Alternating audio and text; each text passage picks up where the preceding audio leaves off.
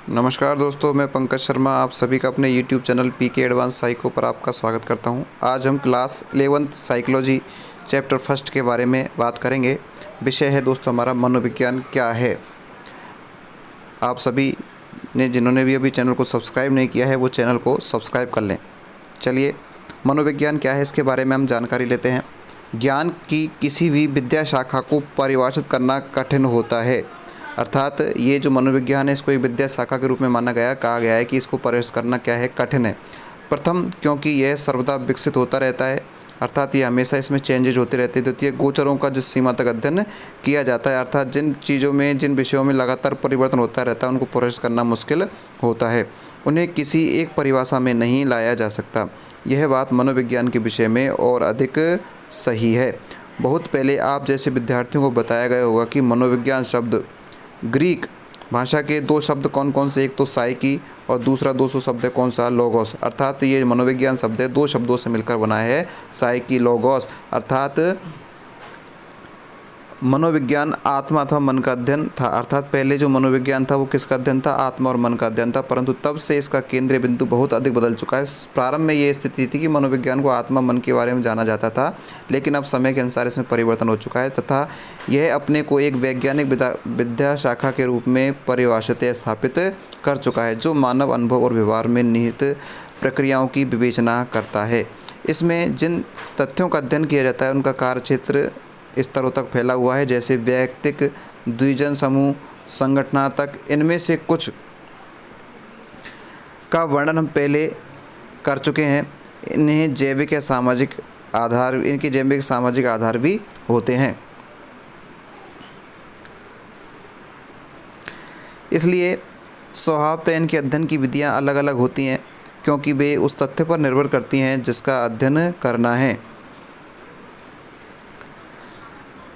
किसी भी विद्या शाखा की परिभाषा इस बात पर निर्भर करती है कि किन बातों का कैसे उनका अध्ययन करती है, वास्तव में वह कैसे अथवा किन विधियों का उपयोग करती है।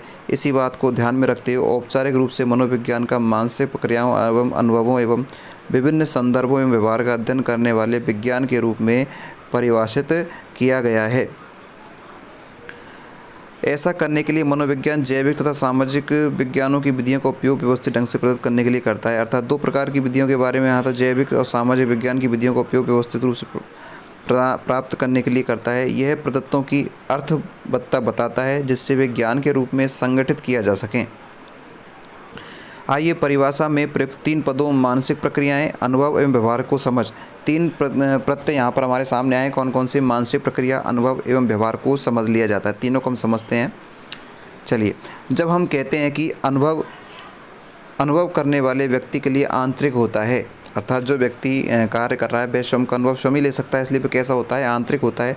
तो हमारा आश्रय चेतना अथवा मानसिक प्रक्रिया मेंटल प्रोसेस से होता है। जब हम किसी बात को जानने, उसका स्मरण करने के लिए चिंतन करते हैं अथवा समस्या का समाधान करते हैं तो हम मानसिक प्रक्रियाओं का उपयोग करते हैं। पहली बात है दोस्तों, समस्या का समाधान जब करते हैं तो निश्चित रूप से मानसिक प्रक्रियाओं का उपयोग करना ही हमें पड़ेगा।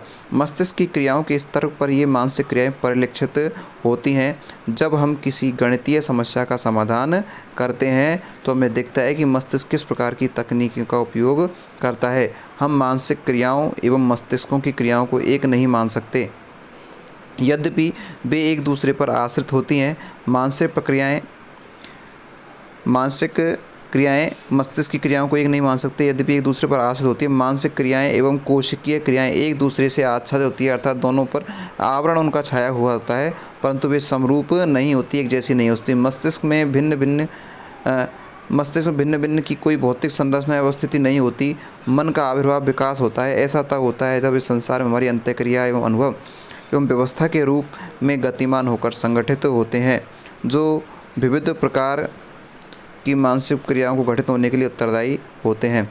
मस्तिष्क की क्रियाएं इस बात का संकेत देती है कि हमारा मन कैसे कार्य करता है।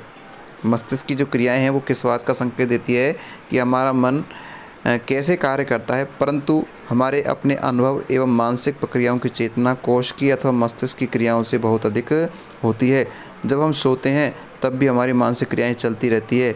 हम स्वप्न देखते हैं और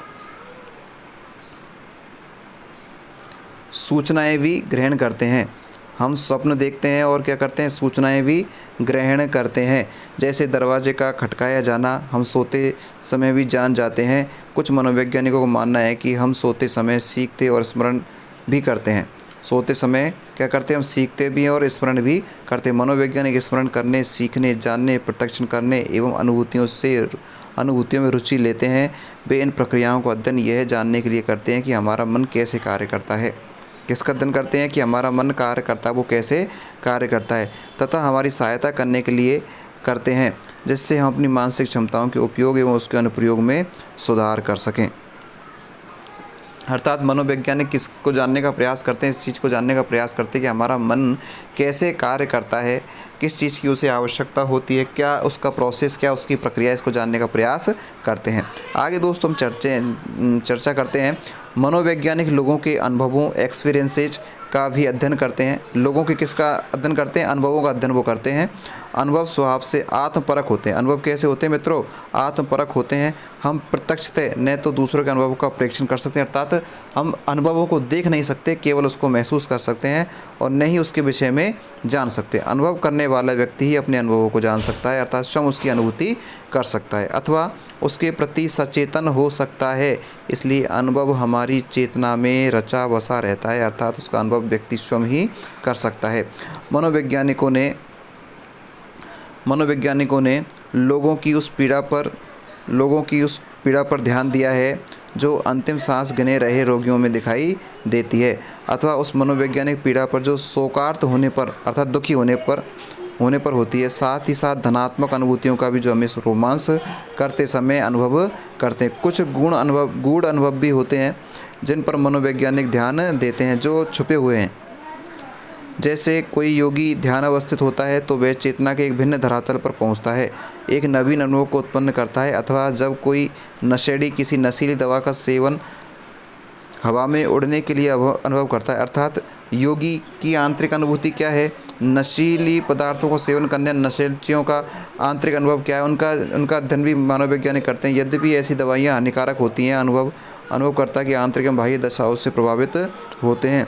यदि गर्मी में किसी दिन आप भीड़ वाली बस यात्रा में करते हैं तो आपको वैसी असुविधा की अनुभूति नहीं होती, क्योंकि आप अपने मित्रों के साथ पिकनिक के लिए जा रहे होते हैं। इस प्रकार अनुभव के स्वरूप को आंतरिक एवं बाह्य दशाओं के जटिल परिदृश्य का विश्लेषण करके समझा जा सकता है।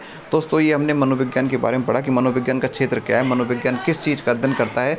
मनोविज्ञान व्यक्ति के व्यवहार का अध्ययन करता है, उसके अनुभव हैं उनका अध्ययन करता है कि किस किस तरह से लोगों में व्यक्तिगत जो विभिन्नताएं हैं उनके कारण व्यक्ति में किस प्रकार से परिवर्तन होता है। कल दोस्तों हम व्यवहार के बारे में चर्चा करेंगे। अगर आपको क्लास पसंद आई हो तो दोस्तों चैनल को सब्सक्राइब कर लें, लाइक कर लें, तो ज़्यादा से ज़्यादा शेयर करें, अपने मित्रों को, अपने विद्यार्थियों को ज़रूर बताएं। आप सभी का दोस्तों बहुत बहुत धन्यवाद। अगर क्लास अच्छी लगी हो तो दोस्तों नीचे आप कमेंट्स बॉक्स में ज़रूर कमेंट्स करें। आप सभी का धन्यवाद। Thank you.